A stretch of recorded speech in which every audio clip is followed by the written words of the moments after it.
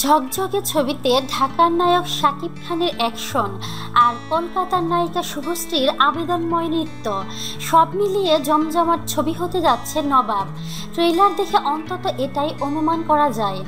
গতকাল দিবাগত রাতে ইউটিউবে প্রকাশ করা হয় বাংলাদেশ ও ভারতের যৌথভাবে প্রযোজিত এই ছবি ট্রেইলার।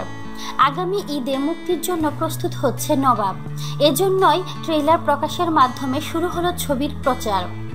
2 মিনিট 30 সেকেন্ডের ট্রেইলারে শাকিব খানকে নতুনভাবে উপস্থাপন করার চেষ্টা লক্ষ্য করা যায়। তবে ট্রেইলারে ভারতীয় অভিনয় শিল্পীদের আধিক্যই দেখা গেল।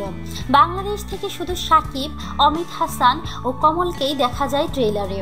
যদিও যৌথ প্রযোজনার ছবিতে অংশীদারে দেশের সমান অনুপাতে শিল্পীদের কাজ করার কথা, সবচেয়ে বড় অসঙ্গতি দেখা যায় প্রযোজকের নাম ও পরিচালকের ক্ষেত্রে।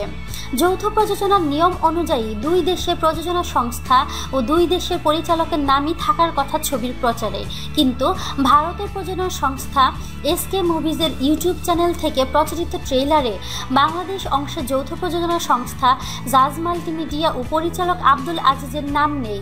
সেখানে ছবিটির একক প্রযোজক হিসেবে এসকে মুভিজ ও একক পরিচালক হিসেবে জয়দেব মুখার্জির নাম উল্লেখ করা রয়েছে।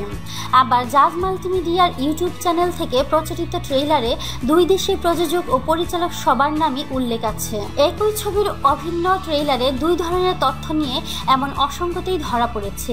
আসন্ন ঈদ উল ফিতরে বাংলাদেশে ছবিটি মুক্তি পেলেও কলকাতায় ছবিটি মুক্তি পাবে আগামী জুলাই মাসে। তো প্রিয় বন্ধুরা, আপনাদের কি মতামত তা কমেন্টের মাধ্যমে আমাদেরকে জানিয়ে দিন। আর অবশ্যই আমাদেরকে লাইক, কমেন্ট, শেয়ার এবং সাবস্ক্রাইব করতে ভুলবেন না।